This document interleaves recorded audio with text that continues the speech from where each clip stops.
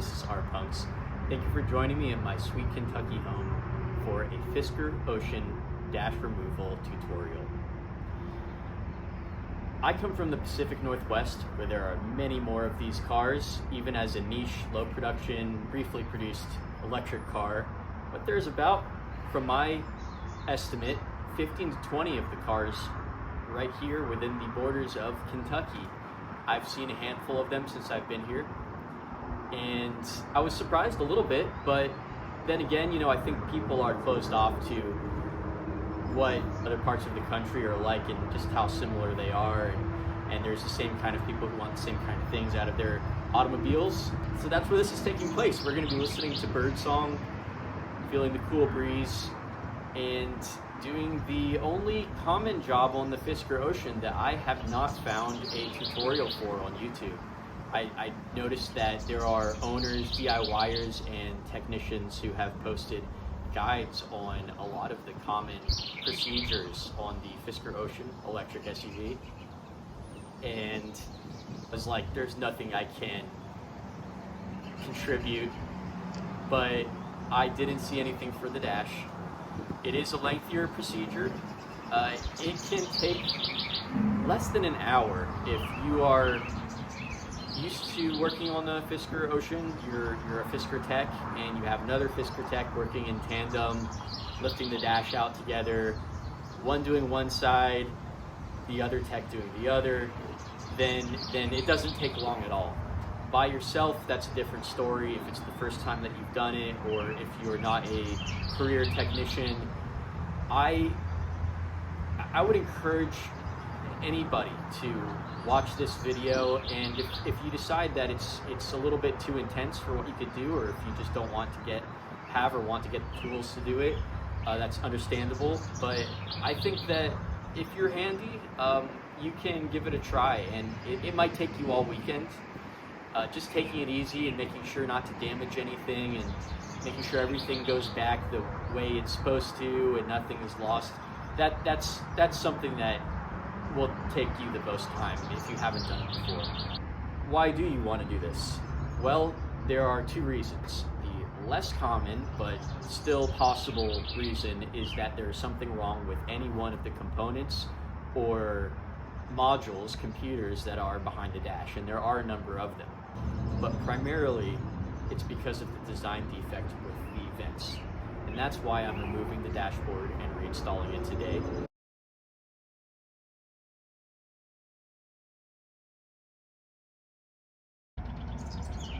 Let's prepare the car for conditions that will make the process easier. First, open the rear hatch. This is a good shelf for placing components to make sure they don't get lost. Next, we're going to open the hood, the famous Fisker Ocean hood opening procedure. I'm sure you're familiar with this if you're attempting a dash removal, but we'll go over it. First, a plastic or soft pry is placed in between the front clip and the center light until one of the pressure clips is popped loose. The rest can be removed by hand, pressure clips only, and set aside. Then, whether it's by hand tool or power tool, it's crucial to use a magnetic 13mm socket so that you don't lose the two access bolts, which are fairly recessed behind the front of the car. They can fall all the way down into the depths of the lower undercarriage body pan and be a pain to retrieve. So, to keep that from being your circumstance, use a magnetic socket and you will not drop them. One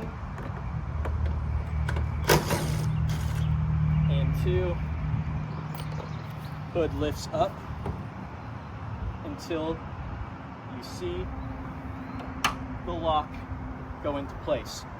In this case, it didn't. I had to do it with my thumb. So always double check that and make sure that that's clipping into place, and then you can let down and let the hood rest open like that. You can use a prop to hold the hood up if you think that a curious passerby, your child or coworker who doesn't know what they're doing, might come by and put any weight or pressure down on the hood, that will bend the crap out of it.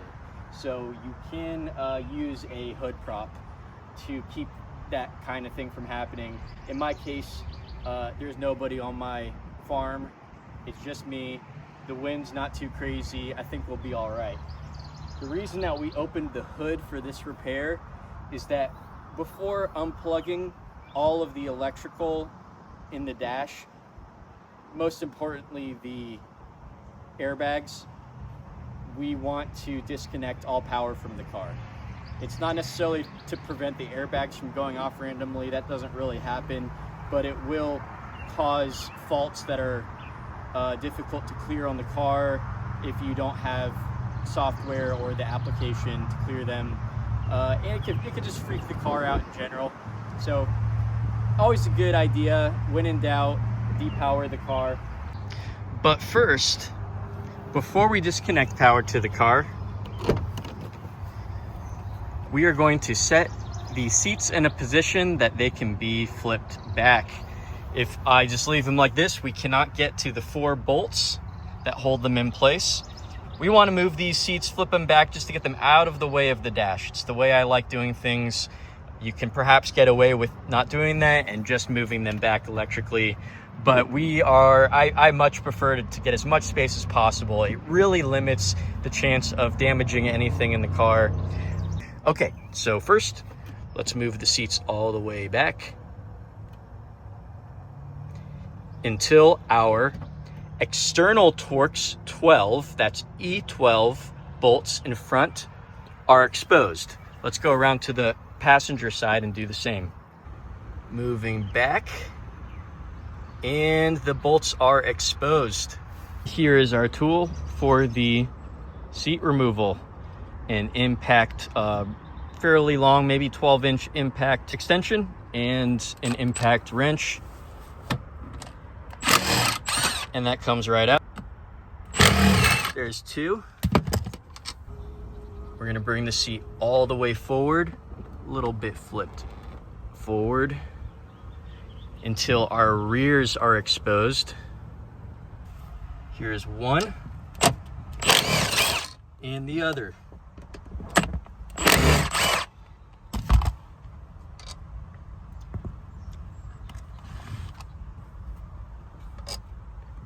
There are a few things that I choose to just leave on the floor, and these bolts for the seats are one of them. Now, my next fun little trick here is to bring the seat back again until it naturally, by itself, has a center of gravity that goes far back enough to just fall out of place. I did not film the driver's side because it is exactly the same as the passenger. We can now set aside our special impact with its attachment until these are ready to reinstall, because we don't really need this again. Now that we've adjusted the seats where we want them to be, we are good to fully disconnect power. I'm not really going to film that in detail because chances are you already know this procedure. It's fairly common when working on and troubleshooting the Fisker Ocean.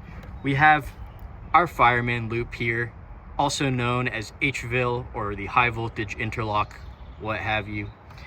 And you have the 12-volt battery. You can access the positive side and its fuses here, but the best way, the easiest way to do it on the Fisker Ocean is by loosening that negative and removing the negative. It does the same thing more or less. Now we're going to start stripping trim pieces and various little covers and components that can be done entirely by hand. If we want to sit in this seat, you can just push it down, sit your butt right on it, and as long as you don't lean back and be conscientious of the fact that you have it unbolted, you're not going to fly back in the seat. You can use it temporarily. Let's start with this piece of rubber here, up like this. Make it pull. This piece of plastic back here. You can use a pry tool. I can get my fingers under it enough to remove it. Down here, a larger rubber piece. That fought me a little bit. Up here on the left, just pressure clips, no screws. Just by hand that can be removed. Down here, these triangle covers, same thing. You can use a tool, but I just pull them with my fingers. Comes right off. this little door. We're gonna open that. It's got a leash on it. We're just gonna leave that hanging right there. Let's go to the other side. A lot of this stuff is the same on both sides, just like this triangle here. Pull that right off. This little door right here, bloop. There it is, drop down. We're gonna start removing some of this trim. A lot of it is, again, just pressure clips, so we can do that by hand. I'm gonna grab underneath here, gunk. Comes right off. Rubber door seal. I want to bring that all the way up to about here. Okay, back on the other side. A lot of this repair is dancing around the car. You're gonna be going from the driver's side to the passenger side, back and forth. When these pieces are removed, pressure clips have a V shape of plastic and they have a metal clip on each of them. Let's check and make sure they're all there. There's one, and that one doesn't have its metal piece. Must be because it fell down right here. So you just pluck these right up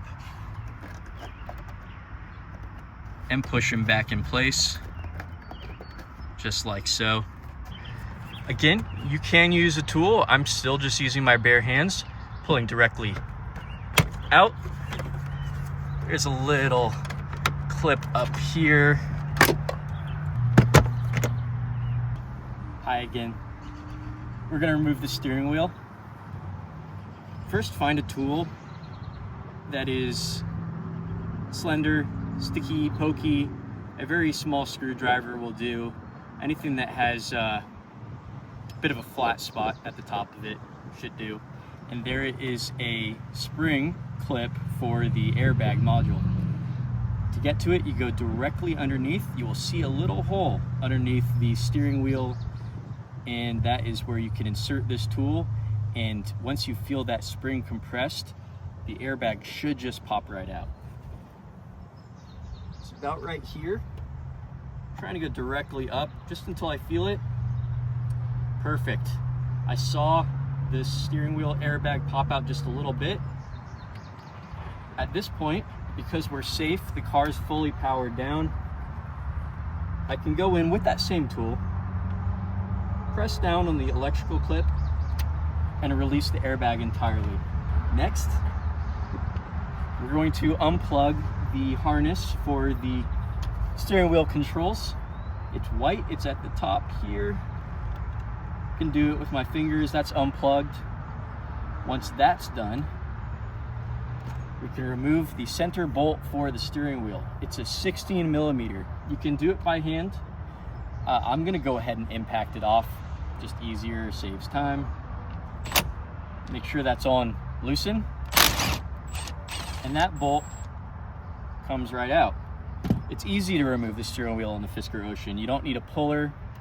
You don't have to make any paint marks where it was before. It only goes on in one place, so you know it's gonna be centered just right. So at this point, you just give it a good wiggle. It comes right off. I like to take this bolt and keep it with the steering wheel. Now that the steering wheel is out of the way, we can access quite a bit more. We'll start with, of course, things that don't need any tools at all. This upper cover, only attached with clips. This is called the clock spring. That's a fancy name for a device that allows electrical connections to rotate with the steering wheel without wires getting all bundled up. It should stay vertical. If it was vertical before, which when you work on these cars, try and just have the wheels pointed forward. And so I'm going to avoid moving this too much. If that gets knocked out of position enough, it can cause some steering angle sensor calibration issues. Or you can, if you knock it 180 degrees around and you can't remember if it was which direction it was knocked, then that can really complicate things. So just be conscientious of that. It's not a big deal, but when we go to remove it, try and keep everything as it was. A lot of the Fisker Ocean's small parts are attached with Torx. I guess we haven't seen any yet, but there's a whole lot of them. They're the most common sizes are T20, T25, T30. Those are the most common. So I've got a selection here, and we're going to start with T20. Let's remove some of these T20. We've got these two.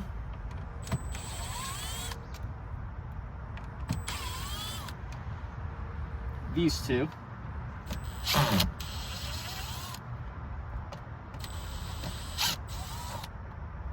More underneath this cover.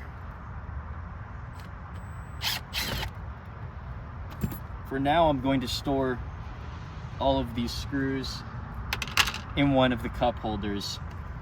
Just a nice convenient spot. You might want to have little cubbies or a little cardboard box or something to store all of your fasteners. You don't want to do the whole repair and end up missing one or two or more, or dropping them somewhere.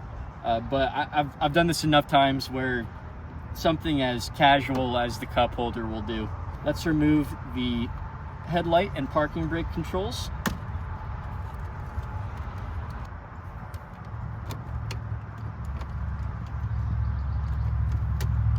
This wire here was a little bound up in this case, and that one fought me a little more than they usually do. But that simply unplugs, again, just for the light. All right, let's keep going. We took the screws out for this bottom cover, so now we can entirely remove that. Set that aside. Now, let's remove the clock spring. The clock spring assembly has the one and only T10 Torx 10. I have this extended one. It's pretty small size, kind of hard to find, but that screw is right here. When reinstalling this screw, be careful not to over tighten it. It will strip out. It's barely holding it on there. There are also these clips. Lift that one, that one, that one, and that one. And the clock spring will go over the steering column. Our T10, special T10 screw will fall out. We're gonna put that in a special spot. 2 connectors, 1 and 2, and there's our clock spring out. Again, we don't want to, we can move it a little bit, but we don't want to move this too much.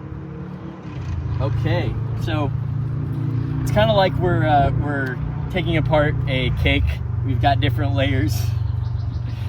We've already gotten through a few of the layers, but here we are at the switch gear. We're gonna remove our T10. Won't need that until reassembly. We're gonna switch to a T25. T25, and we have 3 screws holding the switch gear on. Here's 1, here's 2, and here's 3. I think they're aluminum because they're not very magnetic. They're just kind of sitting in there now. We should be able to dump them out into my hand.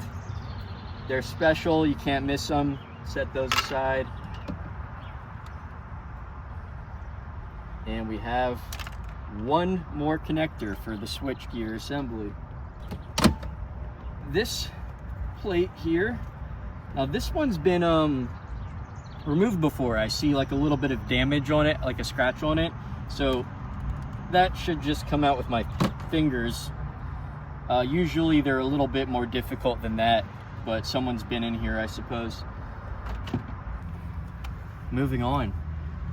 Same kind of thing, but we just got to a lower position here so we can get the kick panel off and all the components down here, which are primarily fastened with T20 and T25. Start with this one on the side.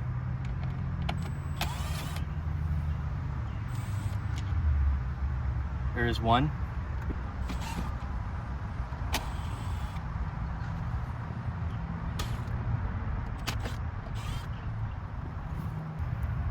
I like to collect on my adorable little screws and put them in a cubby, or my cup holder in this case. The carpet and everything, of course, is black, and there are also opportunities to lose things. I got everything I need to remove the kick panel off. Let's give it a pull and see what happens. Sure enough, Now what I just unplugged was your NFC for starting the car. If your remote key isn't working, you can place it here, or to use a key card. It was just one little connector, very easy to remove. We'll leave that in place for now. We have a kick panel. You can leave it in place, but I like to have it out of the way. Remove this clip, this clip, this clip, and this little light, that footwell light. And once you've done that, that piece is also removed.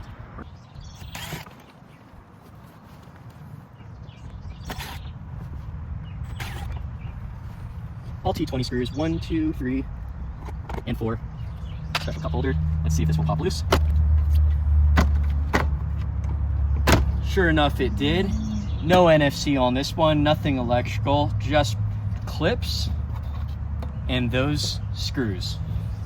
This kick panel, lower kick panel, just one, that's not a light, what is that? It's a CO2 sensor, so unplug the CO2 sensor. Mostly are all T20s. There's one, there's two, which has a special washer. We'll remember that one, where that one goes. 3, 4, 5, 6.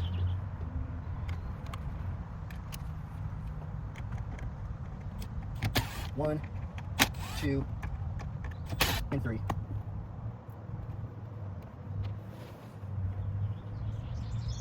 I'm not sure if you can see. T25, T20, slightly larger. Here's your tray.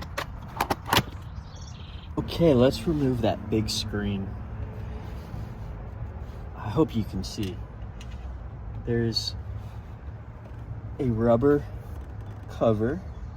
We're gonna pull in it with this 90-degree pick. There it goes, popped up. I'm gonna get it with my finger now. And I'm gonna pull it up until I can see the single T25 screw that holds the entire screen on. Get our T25. This screw is captive, meaning that I don't have to worry about it falling out of place. There's a little clip that holds it on, so I just loosen it up as much as it'll go. See, I can keep going and it won't change anything. It's already out, but again, it's being held in place, and it will stay that way. Give that big screen a little wiggle. Pops right out of place. I'm gonna rotate it 90 degrees. There are 2 connectors to remove. So I'm gonna press down on that clip and remove the first one. So I have one unplugged, and then I've got the other one. Granted, it's a little harder, so I'm just rotate it around. There's the clip. Push down and release it.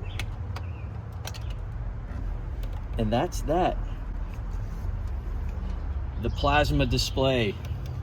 Just kidding, but this huge screen is now out of the way. I'm gonna put it somewhere safe. I'll be right back. Start with this piece, which is only held on with clips and has 1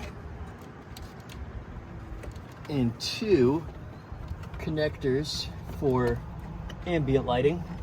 There's the other. Remove 1, 2, and 3.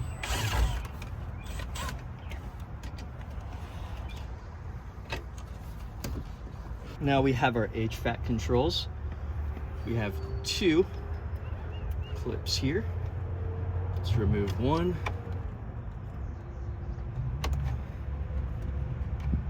And the other. And 2 for the HVAC controls. I like to leave these 2 bolts right in there and go store this somewhere safe. These are 10mm bolts that hold the entire center console in place. We have 2 here, 2 under here, 1 on each side here. And finally get this out of the way. 1 on each side here, and one underneath here. I'll try and get as much on video as possible.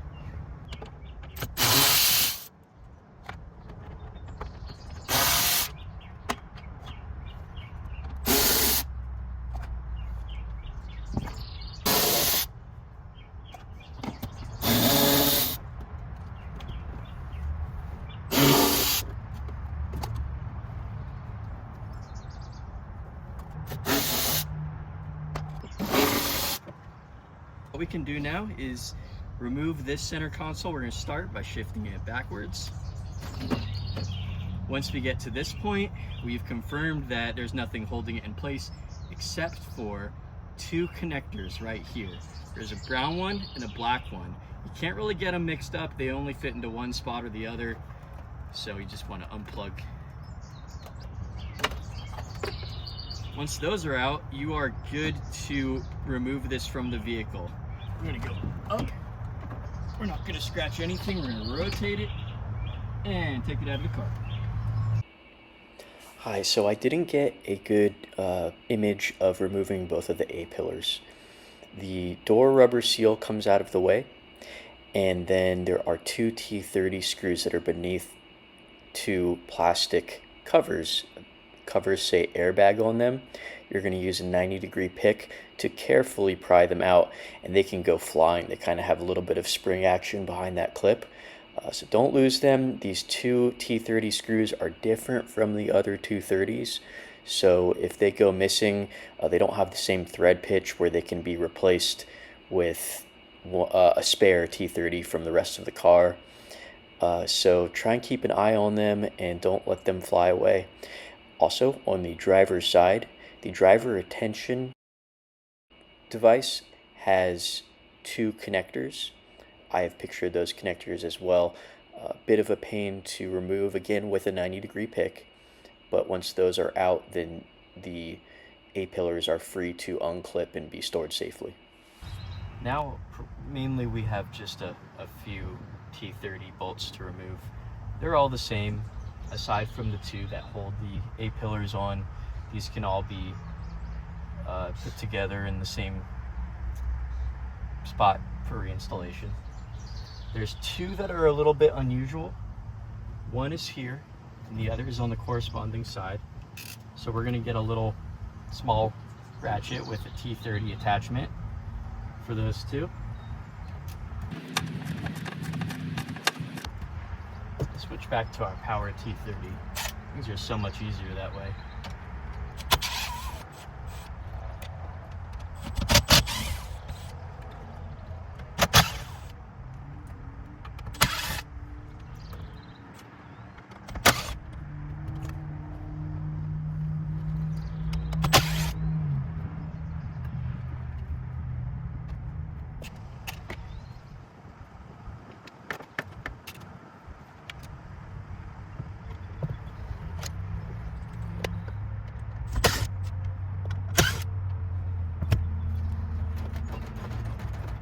That.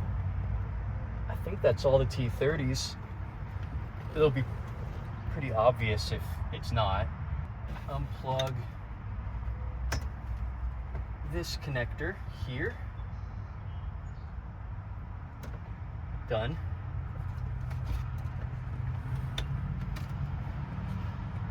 This connector here.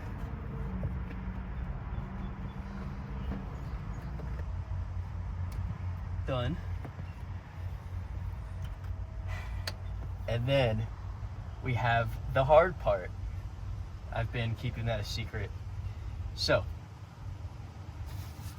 most of the electronics for the dashboard use one single connector, and it's a large connector, and it's buried underneath the dash, just about directly above the steering column.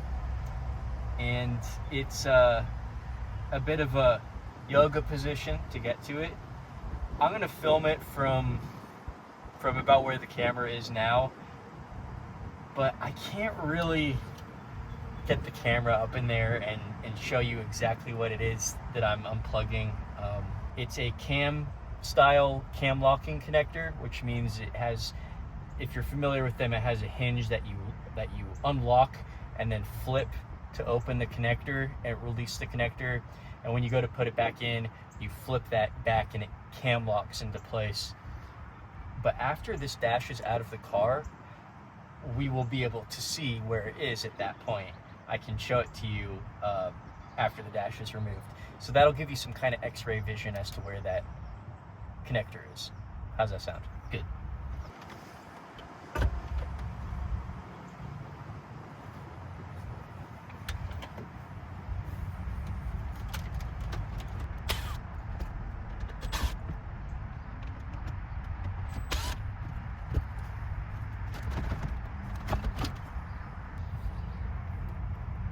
So, I was thinking about doing this myself, but I'm going to wait for a helper.